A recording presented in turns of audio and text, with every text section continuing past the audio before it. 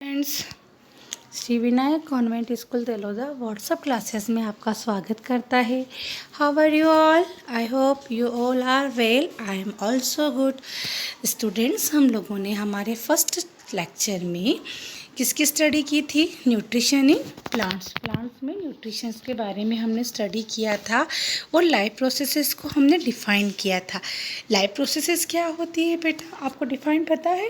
वो सारी प्रोसेस जो बॉडी फंक्शन को मेंटेन रखती है और लाइफ सर्वाइव करने के लिए नेसेसरी होती है। क्या कहलाती है? लाइफ प्रोसेसेस कहलाती है। आपको पता है ना कितने टाइप के प्रोसेस है? वो 4 टाइप्स की। Nutritions, second respiration, third transportation और फोर्थ है आपका एक्सक्रिएशंस, है ना। हम लोगों ने न्यूट्रिशन वाला टॉपिक क्या था? डिस्कस किया था। देखिए, आप लोगों के टॉपिक में लिविंग वर्ल्ड और न्यूट्रिशंस, लिविंग वर्ल्ड और लाइफ प्रोसेसेस, ये सारे चैप्टर आपके एक ही टॉपिक में इंक्लूड है। हम लोगों का जो साइंस का बेस होता है ना बेटा, ये यहीं से स्टार्ट होता है। हम लोगों ने फर्स्ट लेक्चर में क्या पढ़ा था? न्यूट्रिशन इन प्लांट्स पढ़ा था, है ना, कि न्यूट्रिशंस के बिना कोई भी लिविंग ऑर्गेनिज्म है, चाहे वो प्लांट्स हो, हम है या एनिमल हो, जो भी लिविंग ऑर्गेनिज्म है, विदाउट न्यूट्रिशन, रेस्पिरेशन, एक्सक्रिएशन और ट्रांसपोर्टेशंस अपनी लाइफ को सर्वाइव नहीं कर पाएगा। जब भी अगर हम लिविंग वर्ल्ड के बारे में स्टडी करेंगे तो हमें पहले इनकी स्टडी करना ज़रूरी है। इसलिए आपको ये टॉपिक मैंने स्टार्ट भी किया है और ये टॉपिक आप लोगों के कॉमन भी है। ओके, हम लोगों ने क्या पढ़ा था? न्यूट्रिशन इन प्लांट्स पढ़ा था हम लोगों ने फर्स्ट लेक्चर में। तो न्यूट्रिशन इन प्लांट्स में कितने टाइप के मोड्स ऑफ न्यूट्रिशंस थे? 2 टाइप के। हम क्विक रिवाइज करते हैं, ज़्यादा टाइम नहीं लेंगे, हम फटाफट एक बार रिवाइज कर लेते हैं बेटा। ऑटोट्रोपिक और हेट्रोट्रोपिक। ऑटोट्रोपिक का मतलब क्या होता है बेटा? ऑटो मीन्स सेल्फ, ट्रोपिक का मतलब सिंथेसिस करना। जो ऑर्गेनिज्म अपना फूड सेल्फ सिंथेसिस करते हैं वो ऑटोट्रोपिक न्यूट्रिशन कहलाता है, मोड ऑफ न्यूट्रिशन होगा। और सेकेंड था हेट्रो। हेट्रो का मतलब होता है अदर और ट्रोपिक का मतलब सिंथेसिस करना। जो दूसरे ऑर्गेनिज्म से अपने फूड को सिंथेसिस करेगा वो हेट्रोट्रोपिक न्यूट्रिशन होता है। अब आपको पता है ऑटोट्रोपिक न्यूट्रिशन किस में होता है? मोड ऑफ न्यूट्रिशन प्लांट में होता है, क्योंकि प्लांट फोटोसिंथेसिस की प्रोसेस से अपना फूड सेल्फ प्रिपेयर करते हैं। एंड हेट्रोट्रोपिक न्यूट्रिशंस के कितने टाइप्स थे? 3 टाइप्स थे, है ना। फर्स्ट कौन सा था? सैप्रोफाइटिक, सेकेंड पैरासिटिक, थर्ड था आपका होलोजोइक न्यूट्रिशंस। सैप्रोफाइटिक में क्या होता है? ऑर्गेनिज्म डेड और डिकेइंग पार्ट से अपना फूड ऑब्टेन करता है। जो चीज़ सड़ी गली होती है, ख़राब हो जाती, मर जाती, उनसे वो ऑर्गेनिज्म अपना फूड लेंगे। एग्जाम्पल क्या था? बैक्टीरिया और फंगाई था, ठीक है। सेकंड क्या है? पैरासिटिक। पैरासिटिक में क्या होगा? ऑर्गेनिज्म दूसरे से अपना फूड लेगा लेकिन उसको किल नहीं करेगा। एग्जाम्पल क्या था? जल्दी से बताइए, मुझे याद आ रहा है आप लोगों को। मॉस्किटो और टेपवर्म, वेरी गुड। फिर थर्ड है होलोजोइक न्यूट्रिशन। होलोजोइक न्यूट्रिशन किस में होता है बेटा? ह्यूमन में, हम लोगों में, आप में, मुझ में, है ना। हम लोग फूड को इनटेक करते हैं, फिर उसको डाइजेस्ट करते हैं, उसके बाद में उसमें से यूज़फुल जो सब्सटेंस होते हैं उनको एब्जॉर्ब किया जाता है और एक वेस्ट मटेरियल को बॉडी से एक्सपेल किया जाता है, ठीक है। अब हम लोग आज हमारे इस लेक्चर में न्यूट्रिशन इन ह्यूमन है उसको डिटेल स्टडी करेंगे। देखो, ह्यूमन में जो न्यूट्रिशन स्टार्ट होता है बेटा, उसका फर्स्ट पार्ट होता है माउथ, ठीक है। माउथ क्या करेगा? माउथ से हम फूड को क्या करते हैं? इनटेक करते हैं। माउथ के थ्रू हम फूड को इनटेक करेंगे। अब टिथ क्या करेंगे? उस फूड को ब्रेक कर देंगे, ब्रेक द फूड को बारीक बारीक पीसेस में कट कर देंगे। फिर आता है टंग क्या करेगा? टंग से हमको टेस्ट आता है, पता है ना, खट्टा मीठा, बड़ा टेस्टी फूड लगता है हम लोगों को। जैसे ही मम्मा ने कुछ टेस्टी बनाया हमारे मुंह में लार आ जाती है, टेस्टिंग आ जाता है। तो टेस्टिंग और रोलिंग का काम किसका होता है? टंग का। हमारे टंग में अपर और लोअर सरफेस पे टेस्टिंग बर्ड्स होते हैं, ठीक है। 3 टाइप्स के बर्ड्स होते हैं बेटा, टेस्टिंग बर्ड। एक होता है स्वीट, एक होता है सोर और एक होता है बिटर, ठीक है। तो टंग क्या करेंगी? टंग से हमको फूड का टेस्ट भी आएगा और वो हमारे फूड को रोल करेगी। रोल करने के बाद क्या होगा कि हम जो सलाइवरी ग्लैंड्स हैं, सलाइवरी ग्लैंड्स देखिए डायग्राम में आपको शो हो रही होगी, हमारे अपर और लोअर दोनों पोर्शंस में होती है माउथ में। ठीक है, ये सलाइवरी ग्लैंड सलाइवा प्रोड्यूस करती है। सलाइवा मीन्स होता है लार। ये सलाइवा हमारे फूड में मिक्स होता है। कहाँ पर? माउथ में। ठीक है, माउथ में फूड के अंदर सलाइवा मिक्स होता है और सलाइवा के अंदर एक एंजाइम होता है जिसे बोलते हैं सलाइवरी एमाइलेज। ये एंजाइम क्या करेगा? हमारे फूड को ब्रेक कर देगा। किस में ब्रेक करेगा? सिंपल शुगर में। हमारा फूड किसके फॉर्म में होता है? स्टार्च के फॉर्म में।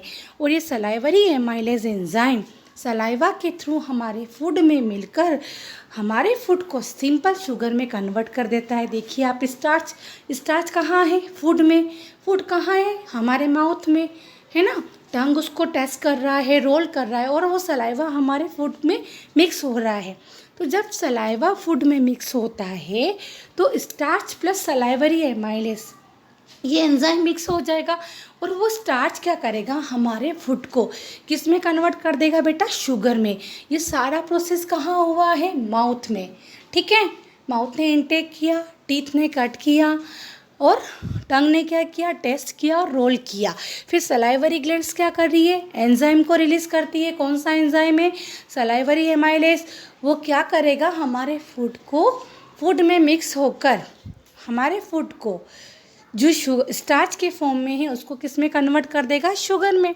ठीक है, अब इसके बाद नेक्स्ट स्टेप में क्या होगा? अब वो फूड जो लिक्विड में चेंज हो गया है, उसमें सलाइवा मिक्स हो गया है, वो ईसोफेगस के थ्रू हमारे स्टमक में आएगा। Taking food from mouth to stomach by peristaltic movement. एक मूवमेंट के थ्रू ईसोफेगस हम कहते हैं फूड पाइप को, जिसे हम खाने की नली कहते हैं।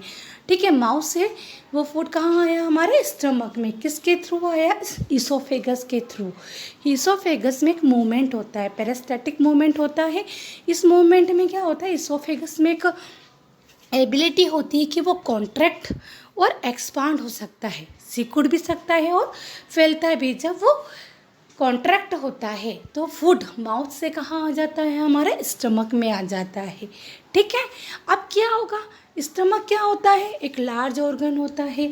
It expand when food inter in it. जब फूड ईसोफेगस से स्टमक में आता है तो हमारा स्टमक क्या हो जाता है? एक्सपांड हो जाता है, फैल जाता है। ठीक है, अब जब फूड हमारे कहाँ आ गया? स्टमक में आ गया तो स्टमक में ग्लैंड्स होती है जिसको हम बोलते हैं गैस्ट्रिक ग्लैंड। क्या बोलते हैं? Gastric gland. कोई भी ग्लैंड हो, है ना, वो क्या करती है? वो एंजाइम को रिलीज़ करती है। अब ये गैस्ट्रिक ग्लैंड भी क्या करती है? ये भी गैस्ट्रिक जूस को रिलीज़ करेगी। ठीक है, गैस्ट्रिक जूस के अंदर 3 चीज़ें थी ऑलरेडी एंजाइम प्रेजेंट होते हैं। एक होता है HCl, सेकेंड पेप्सिन और थर्ड होता है म्यूकस। ठीक है, HCl क्या करेगा? स्टमक में जो फूड हमारे स्टमक में आया है तो उसके मीडियम को क्या करेगा? ये एसिडिक बना देगा। देखिए HCl का फंक्शन दिया है, makes medium acidic, kill the harmful bacteria of food. वो हमारे स्टमक के मीडियम को एसिडिक कर देगा और जो फूड माउथ से स्टमक में आया है अगर उसमें कोई हार्मफुल बैक्टीरिया होगा उसको किल कर देगा। कौन करेगा? HCl कर देगा, हाइड्रोक्लोरिक एसिड। अब पेप्सिन क्या करेगा? Break down the protein into amino acid. जो फूड स्टमक में आया है प्रोटीन के फॉर्म में है उसको ब्रेक डाउन कर देगा। किसके फॉर्म में? अमीनो एसिड के फॉर्म में। अब म्यूकस का क्या फंक्शन है? तो म्यूकस क्या करेगा? Protect inner lining of stomach. हमारे स्टमक की इनर लाइनिंग की प्रोटेक्ट का काम किसका होता है? म्यूकस का। एक्चुअली क्या होता है बेटा? HCl जो होता है ना, हाइड्रोक्लोरिक एसिड होता है। अगर म्यूकस नहीं होगा तो हमारे स्टमक की इनर वॉल बर्न हो सकती है, जल सकती है, क्योंकि HCl क्या होता है? वो हमारे स्टमक को क्या बना रहा है? एसिडिक बना रहा है। और म्यूकस जो है उसकी इनर लाइनिंग की प्रोटेक्ट करता है। ठीक है, इतना क्लियर हुआ आपको? फूड कहाँ आया? स्टमक में आया। स्टमक में कौन सी ग्लैंड है? गैस्ट्रिक ग्लैंड है, जो किसको रिलीज़ करती है? गैस्ट्रिक जूस को। गैस्ट्रिक जूस में क्या क्या प्रेजेंट है? HCl है, पेप्सिन है और म्यूकस। HCl क्या कर रहा है, स्टमक के मीडियम को एसिडिक कर देगा और जो भी हार्मफुल बैक्टीरिया अगर उसमें आया है तो उसको किल करेगा। पेप्सिन क्या करेगा, प्रोटीन को, उस फूड के अंदर जो प्रोटीन है उसको किस में ब्रेक डाउन कर देगा, अमीनो एसिड में। और म्यूकस जो है हमारे स्टमक की इनर लाइनिंग की प्रोटेक्ट करता है। ओके, ये सारी प्रोसेस कहाँ हो रही है, स्टमक में हो रही है। अब हम इसके बाद आते हैं कि स्टमक के बाद जो हमारा फूड कहाँ आ जाएगा, स्मॉल इंटेस्टाइन में। कहाँ आएगा, स्मॉल इंटेस्टाइन में। देखो, it is the site of complete digestion. कहा जाता है कि फूड का कंप्लीट डाइजेशन कहाँ होता है, स्मॉल इंटेस्टाइन में होता है। देखिए, अब लीवर दिया है। लीवर क्या करता है, it produce bile juice and bile salt. ये किसको प्रोड्यूस करता है, बाइल जूस को और बाइल सॉल्ट को। बाइल जूस का क्या फंक्शन होता है, बाइल जूस क्या करेगा, it make the food alkaline. वो फूड को एल्केलाइन कर देगा, एसिडिक कर देगा। क्या कर देगा, एसिडिक कर देगा। फिर बाइल सॉल्ट क्या करेगा, break the large fat globules. This is called emulsifications. जो बाइल सॉल्ट होता है वो फैट के बड़े बड़े ग्लोब्यूल्स को, बड़े बड़े टुकड़ों को क्या कर देगा, ब्रेक कर देगा। और इस प्रोसेस को इमल्सिफिकेशन कहते हैं। पाइसीकरण मीन्स वो फैट को क्या करेगा, बिल्कुल बारीक बारीक टुकड़ों में तोड़कर उसको लिक्विड फॉर्म में कन्वर्ट कर देगा। ठीक है, अब क्या है, गॉल ब्लैडर। आपको दिख रहा है डायग्राम में, ये गॉल ब्लैडर लीवर दिख रहा है। गॉल ब्लैडर क्या करता है, वो बाइल जूस को, बाइल सॉल्ट को स्टोर करके रखता है। अब आप देखिए पैनक्रियास शो हो रहा होगा आपको डायग्राम में। पैनक्रियास भी 2 एंजाइम को रिलीज़ करता है, एक होता है ट्रिप्सिन और एक होता है लाइपेस। ट्रिप्सिन भी क्या करेगा कि जो प्रोटीन होगा, है ना, जो बचा हुआ प्रोटीन है अभी भी फूड के अंदर, उसको किस में ब्रेक डाउन कर देगा, अमीनो एसिड में कर देगा। और लाइपेस क्या करेगा बेटा, ये भी जो फैट अभी और बचा हुआ है, ऑलरेडी फैट क्या हो गया है, फैट के ग्लोब्यूल्स को क्या कर दिया गया, ब्रेक कर दिया गया। लेकिन उसके अलावा भी अगर एक्स्ट्रा फैट अगर उसमें बचा है तो लाइपेस भी क्या करता है, उसको इमल्सिफाइड कर देगा, उस फैट को बारीक बारीक टुकड़ों में कट कर देगा। देखो, अब फैट क्या हो रहा है बेटा, फैट किस में कन्वर्ट हो जाएगा, फैटी एसिड और ग्लिसरॉल में, है ना। उसके बाद देखिए, इतना क्लियर हुआ बेटा आप लोगों को, लीवर, गॉल ब्लैडर और पेनक्रियास, इन तीनों के फंक्शन क्लियर हुए हैं, है ना। अब फैट किस में कन्वर्ट हुआ, फैटी एसिड और ग्लिसरॉल में। ठीक है, इसको कौन कन्वर्ट कर रहा है, कौन कर रहा है, लाइपेस करता है। अब स्टार्च, स्टार्च किस में कन्वर्ट होता है, शुगर में। कहाँ पर होता है, जल्दी बताओ मुझे, माउथ में। आपको पता है ना कि लार क्या कर, हमारे सलाइवा में कौन सा एंजाइम है, सलाइवरी एमाइलेज। वो क्या करता है, हमारे फूड को, है ना, उस किस में कन्वर्ट कर देता है, शुगर फॉर्म में। फिर जो फैट है वो फैट किस में कन्वर्ट हो जाएगा, फैटी एसिड और ग्लिसरॉल में। और प्रोटीन किस में कन्वर्ट होता है, अमीनो एसिड में। ठीक है, ये सारे प्रोसेस के बाद में हमारे स्मॉल इंटेस्टाइन के अंदर फिंगर लाइक प्रोजेक्शंस होती है स्मॉल इंटेस्टाइन में, जिस वो क्या करती है, फिंगर लाइक प्रोजेक्शन उसके सरफेस एरिया को इंक्रीज कर देती है। This increase the surface area of absorptions. Absorb करने के एरिया को, कोई चीज़ एब्जॉर्ब करने के एरिया को स्मॉल इंटेस्टाइन के जो इंटरनल एरिया होता है उसको क्या करेगी, इंक्रीज कर देगी। Villi are supplied the food to blood vessel. ये विली क्या करेगी, उस एरिया से फूड को एब्जॉर्ब कर कर ब्लड में सप्लाई करेगी, ब्लड वेसल को भेजेगी।